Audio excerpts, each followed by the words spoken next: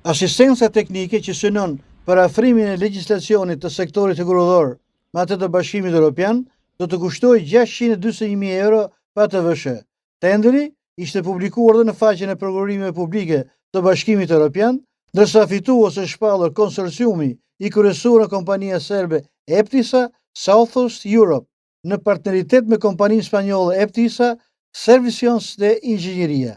Projekti financohet përmes instrumentit të asistencës së parantarësimit IPA 3 dhe do të zbatohet për një periudhë 15 mujore.